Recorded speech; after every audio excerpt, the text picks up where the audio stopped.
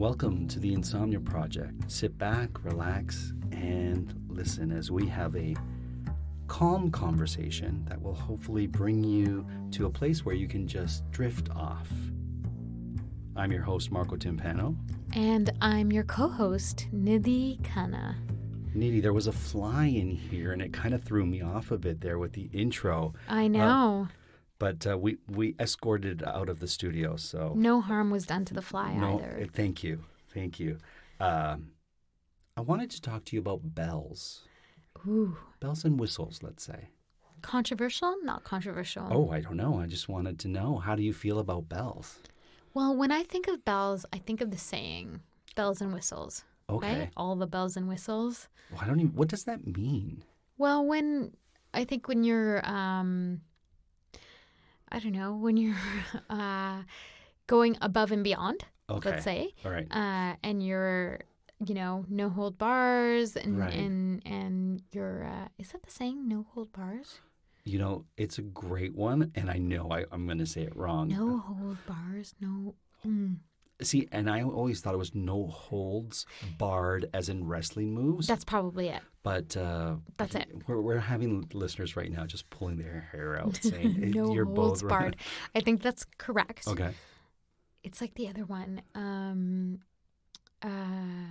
Oh, gosh. I know what you're saying about bells and whistles now. It's kind of like you get everything and a little bit more. Like you get all the bells and whistles. Like if you have a new car that has all the seat warmers plus the, you get all the bells and whistles. Do you like the horn of your car, speaking of bells and whistles? No, I find it too, loud. Really? Yeah. Loud inside or outside of the car? Outside, because and I say that because when I lock my car, it the horn sounds. Okay, yeah. And I find it very jarring, especially when I'm going to yoga at 6 o'clock in the morning, and it's like, oh gosh, I just woke up the entire neighborhood. Yeah, because you're trying to be quiet. It's early in the morning, but you also. Then it's like beep.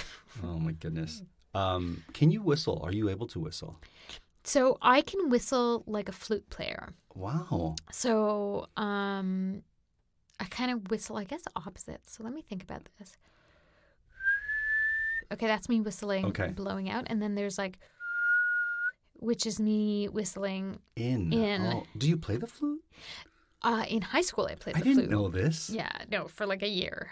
There's nothing about the flute that I could tell you about or would be acceptable as saying that I play the flute. Where is your flute now?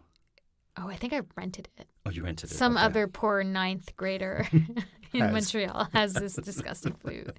And you have to, clean it. It was a very, actually, because it's one of those, you had to, clean it because you'd get spit in it, Sure, right? Of course. So, yeah, it wasn't exactly. I really wanted the drums, but we didn't have the drums at my school. Oh, that's too bad. So you settled for the flute. I settled for the flute, and at one point I did try and learn the drums, actually, as an adult. Oh, cool. And I played the drums for about a year, but I could never get past. So in every instrument, there's kind of a point where you kind of either make it or break it. Really? So in guitar, it's I think it has to do with the positioning of your hands on the chords. Okay. I could be completely wrong with that, but I love it. Let's just say that that's it. Sure. With drumming, it was I could never get my left hand to roll the drumstick in the same way that my right hand could, and so I could never really get to the proper beat. Right. It was very, very difficult for me, and so it became very frustrating.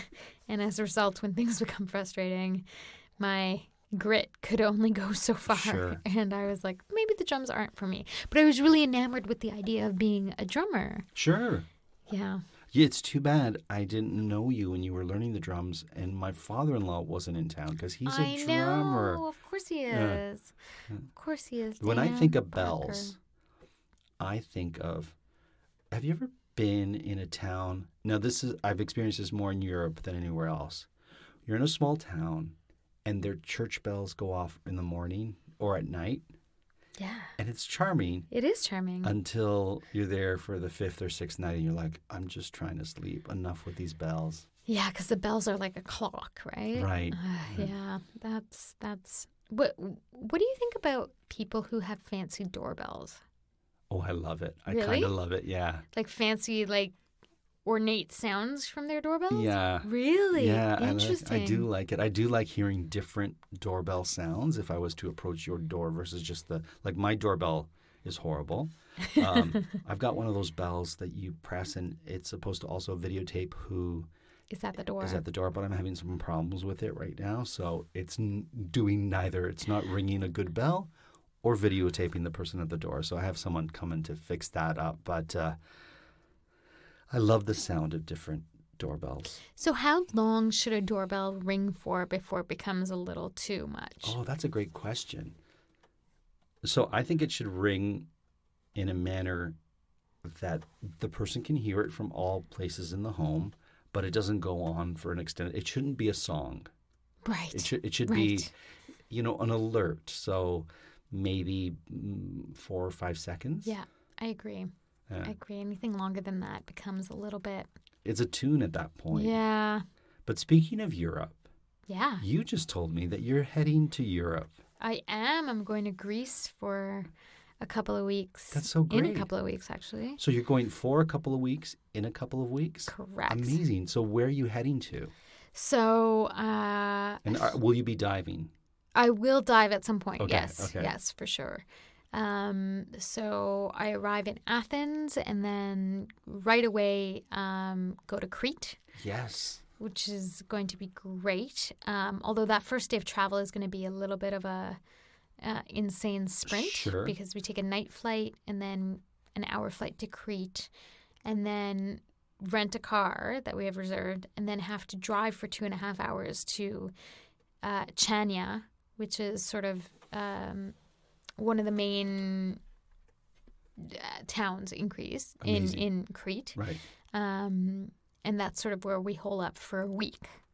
So we're a week great. in Crete. And then we take a ferry to Milos, which is a Greek island. Wonderful. Spend a few days there. And then take a ferry to Paros, which is the other island. Paros is supposed to be wonderful. Yeah, I'm really excited about that. And to cap off the end of our journey, in Paros, we actually rented this beautiful villa. This is great. So it's going to be amazing. Very excited about that. Because, you sometimes have to, be strategic about your vacation. Do, the fun stuff at the beginning, but then the last part of your vacation should also be something that you're looking forward to so you don't feel like, oh, I'm getting to the end of my vacation and I don't want to. So that's why we saved the most luxurious accommodation for the end. Nidhi, I think that's brilliant. Yeah, I think it's a good strategy, It's right? a great strategy because I hate that feeling of oh, my vacation is ending. But if you have something to look forward to and you can just be in that moment of I'm just going to enjoy where I am right now. Totally. Yeah, it's so great. And so then we take a ferry back to Athens and fly out, spend one night in Athens to see the Acropolis. It's wonderful. And then fly out the next day. That's great. Now, the car that you're renting, Yeah. Can you drive standard?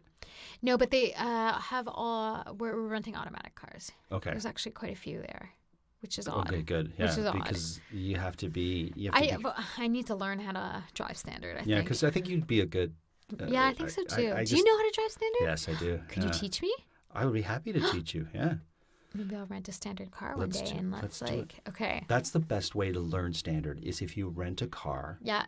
and then just because there's no, some people are really hesitant to allow new drivers to use their car because there's always this sort of, will you wreck the clutch? Will you do Right. some damage? Now, I was told that it takes a lot to destroy a clutch. Yeah. I could be wrong. I'm not a mechanic, but I was told that by someone who taught me how to drive standard. Sure. I think it's a great skill to have, and I Yeah. think if you enjoy driving, which I know you do, Yeah, I do. you would enjoy driving standard. Okay. Well, maybe that's on a bucket list. And Crete, which side of the road do they drive on in Crete?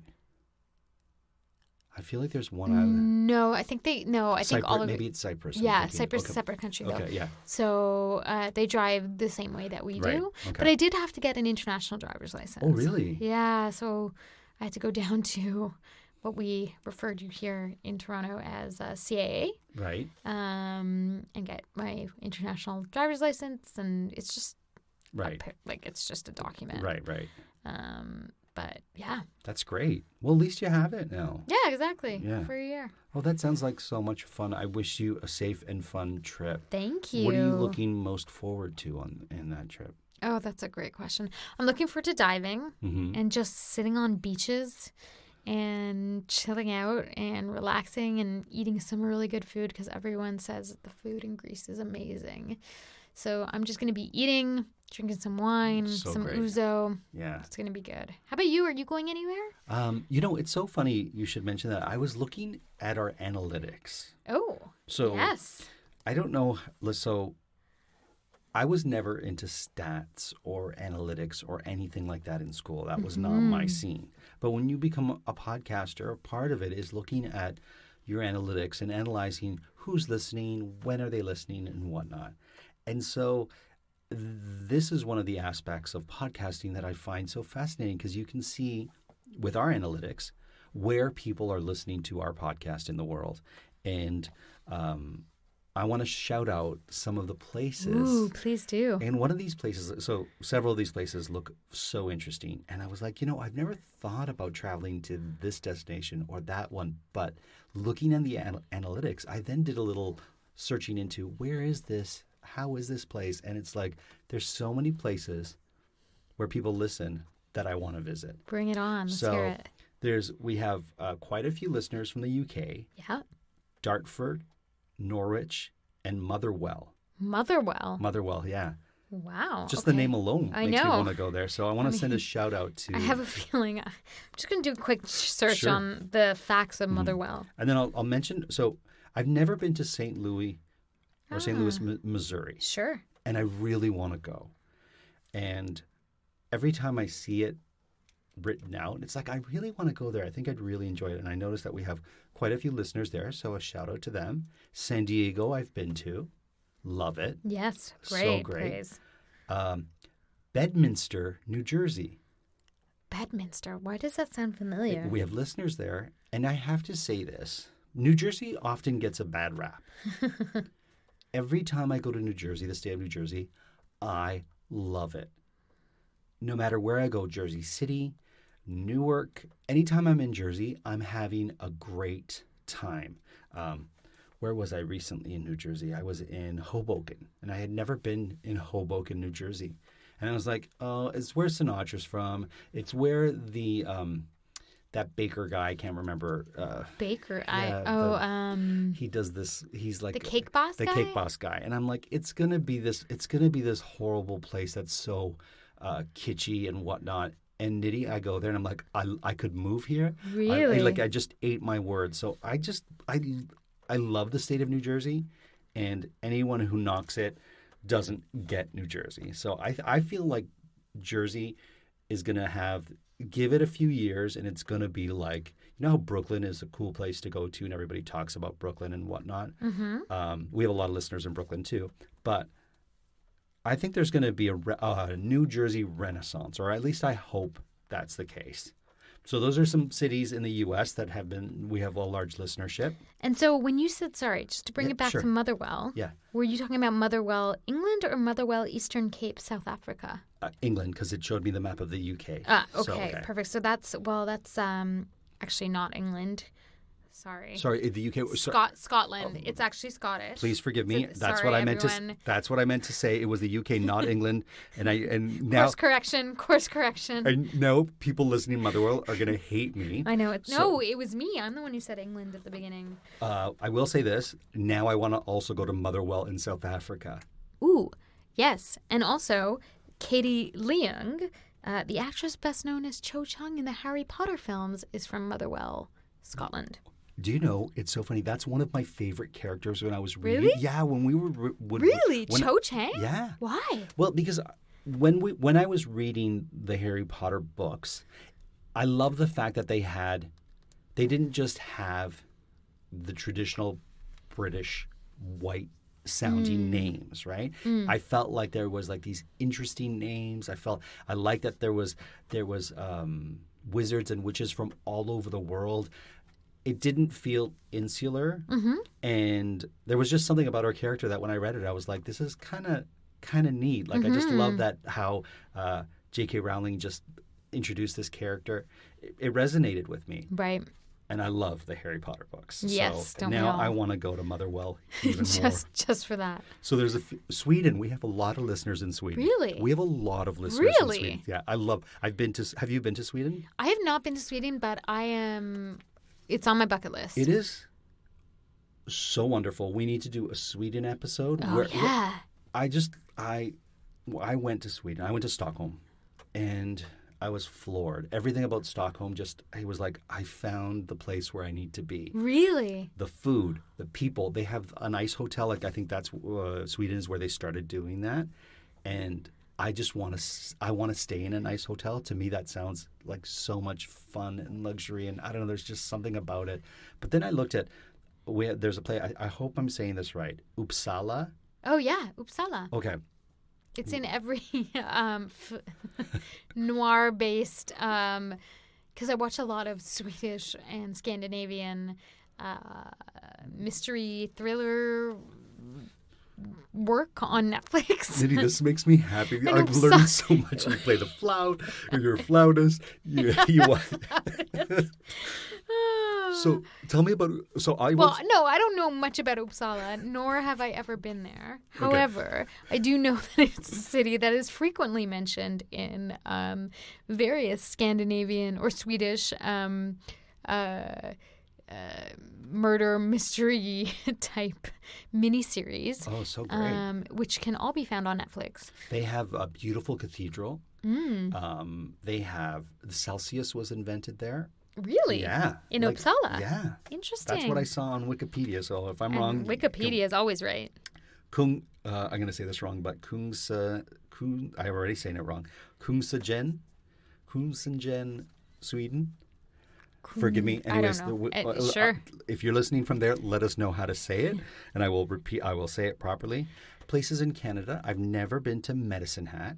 Ah, nice. And we have a lot of listeners there, and I really want to go. I've never been to Saskatchewan. Have you been?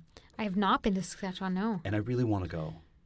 I really, really want to go. I have a friend who's from out there, and she was just telling me about how neat it is. Big sky, and just, just things about it that really intrigue me. Kelowna. Oh, yeah, of course. Hamilton, I've been. Hamilton, we've all been. Winnipeg. Oh, yeah, of course. I was in Winnipeg for a day, and I want to get back. And did you go to the Human Rights Museum while you were out there in Winnipeg? No. Isn't it in Winnipeg? I think it is, yeah. It's fairly recent, isn't it, that museum? A few years. Mm-hmm. This was years and years ago. Oh, okay. I had to get a camera lens for the CBC, so it was in Winnipeg. No. And it was... No. You had to just get a camera lens? Okay, so you might know this about me, but our listeners might not. I love the cold. Hence the ice hotel is something I love. Cold weather. I love it.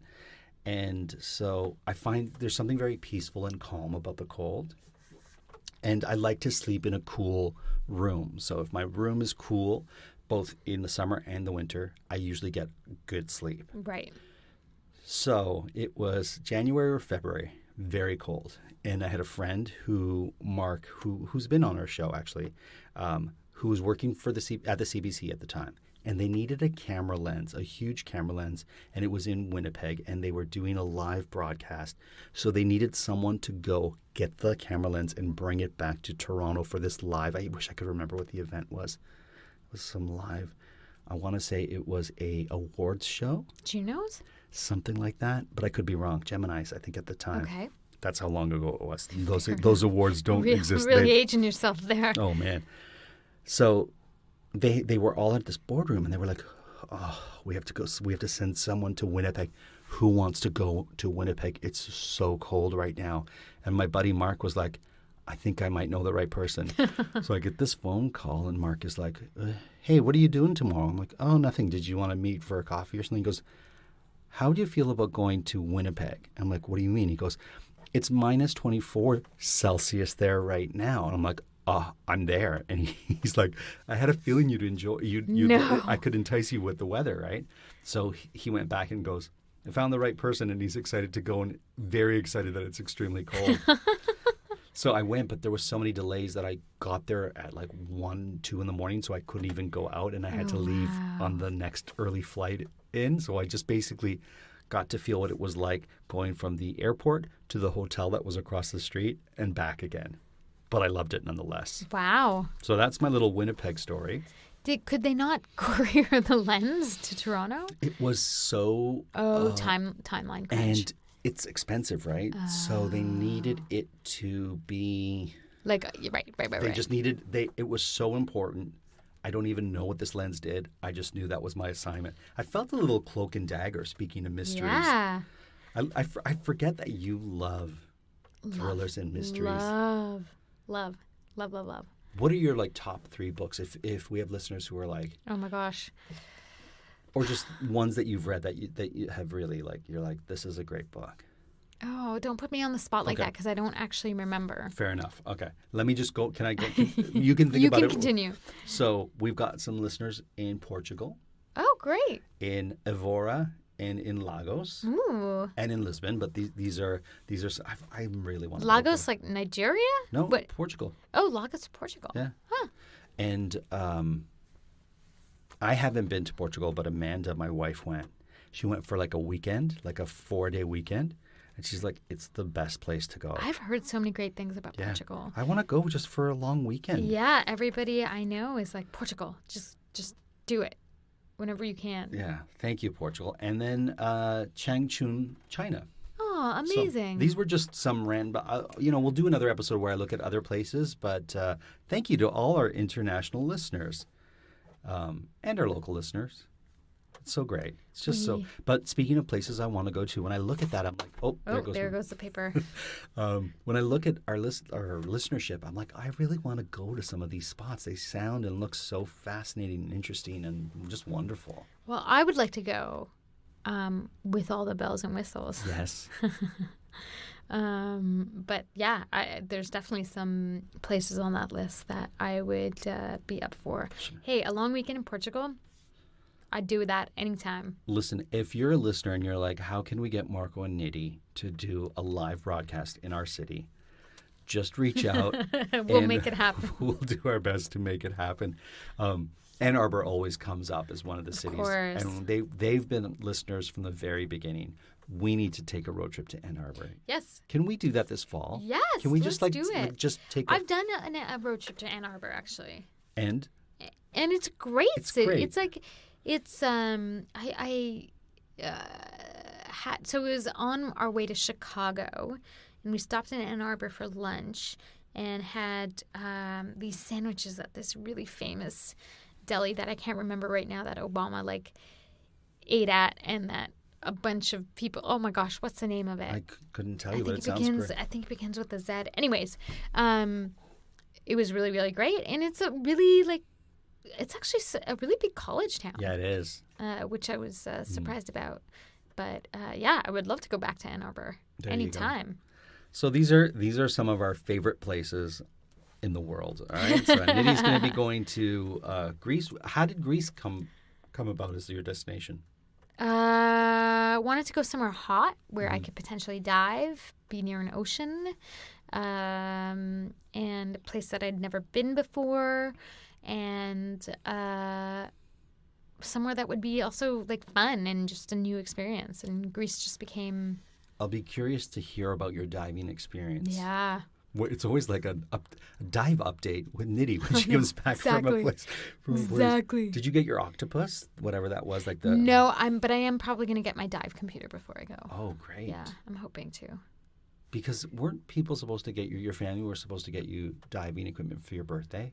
Were they? Yeah, they didn't. Okay. Oh my goodness. Okay, so we started with bells. We heard your whistle.